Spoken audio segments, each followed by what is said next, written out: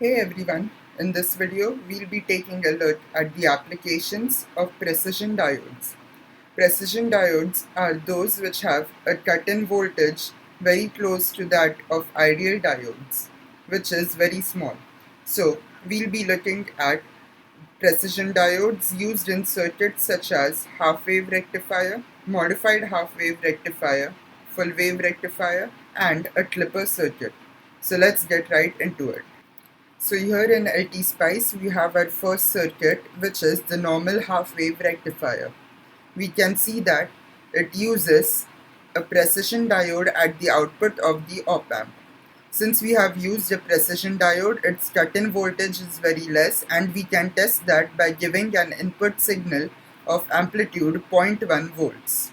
For a silicon diode, the cut-in voltage would be 0.7 volts, and for a germanium diode it would be 0.4 volts, which would mean that this input voltage would not be reflected at all in the output. In addition to that, we can see that the positive terminal of the diode, which is the anode, is connected to the output of the operational amplifier.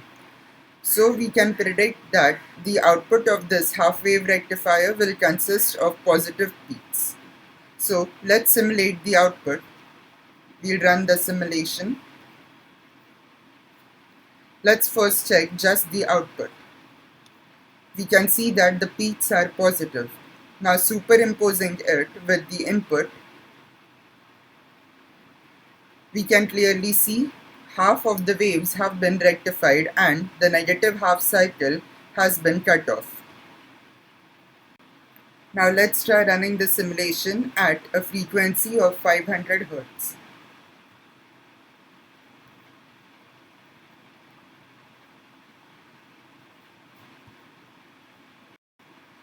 Here we can see some clipping of the output. So the output is responding later than when the input arrives.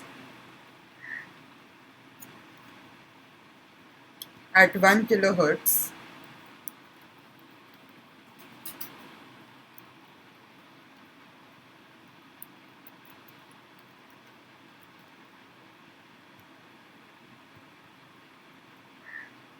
we have even more distortion. At 2 kHz, the distortion increases even further. So we can conclude that this half-wave rectifier circuit is sensitive to high frequencies. At high frequencies, the op-amp is not able to respond quickly due to its lower slew rate. So let's check out a modified half-wave rectifier circuit.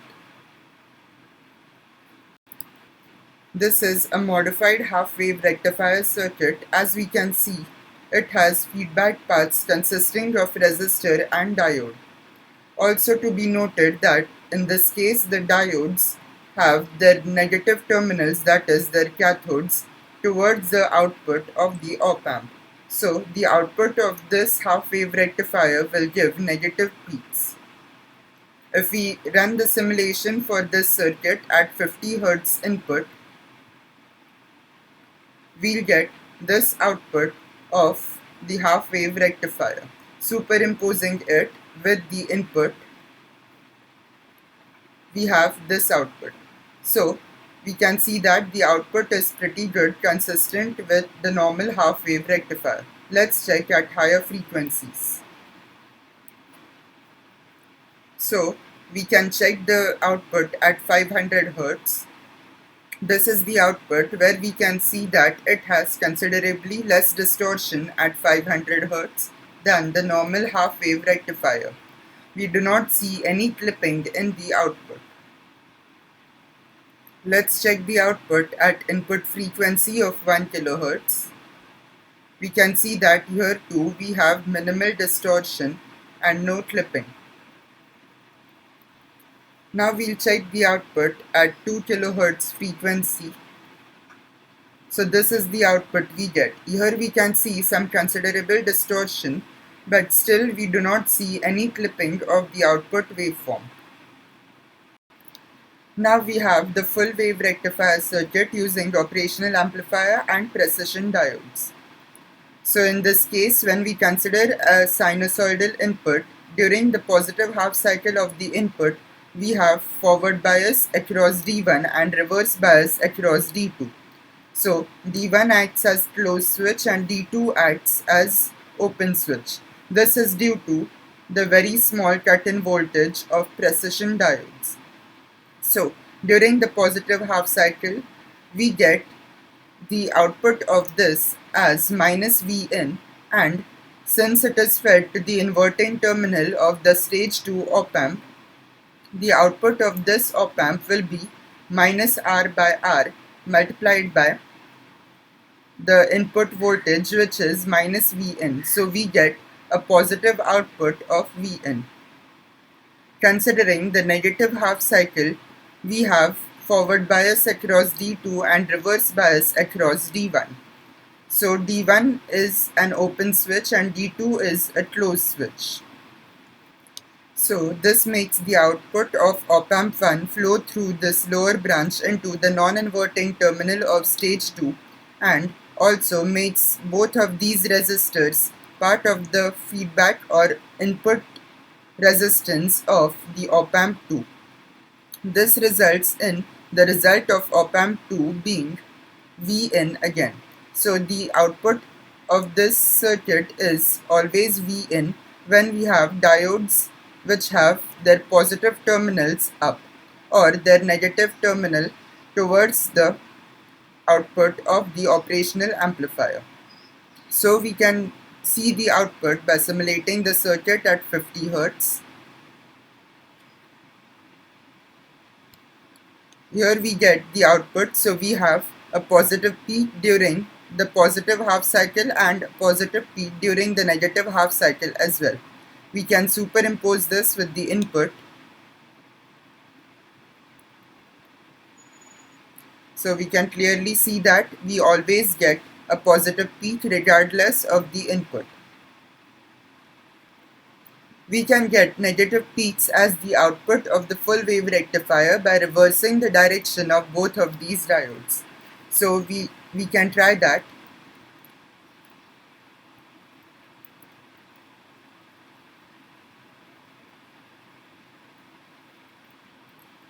So we'll run the circuit now.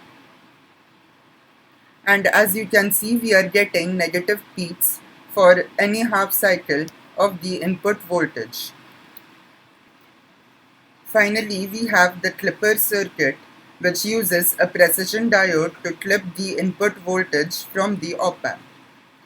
In this case, we can see that the cathode of the diode is pointed towards the output of the op amp, so it indicates that the diode will let the negative half cycles or negative voltages of the op amp output pass through to the final output. Here we can also set the reference voltage by giving a voltage source at this point, which is towards the feedback. So in this case, the voltage reference source is set to 0.1 volts, and we have an input voltage of 0.3 volts. So this will also verify the action of precision diode to let very small voltages pass through without any cut-in voltage. So we'll run the simulation.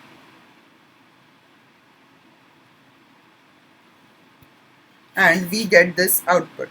This can be further understood by superimposing with the input. We can clearly see that the output has been clipped over a certain voltage. So if we turn on the grid view, here we'll approximately see that the cutoff point is about 100 millivolts, which is 0.1 volts, which is the reference voltage that we had set. So above the reference voltage, we see that the output gets clipped. We can also clip negative part of the output by changing the direction of the diode.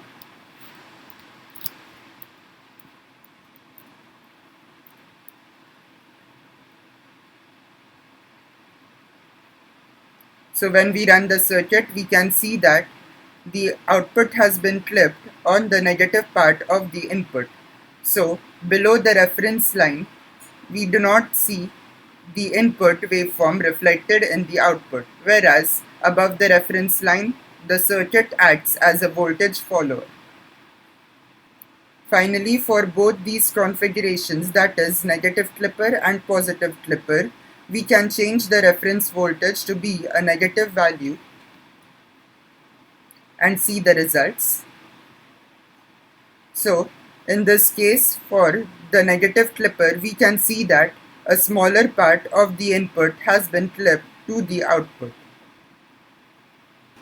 For the positive clipper with negative reference voltage, we have this output where we can see that a larger part of the input gets clipped into the output.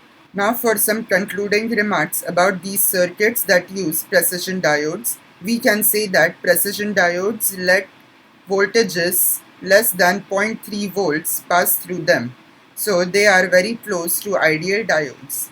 Secondly, we can say that in these circuits, by changing the direction of the diodes, we can flip the output. And these circuits are also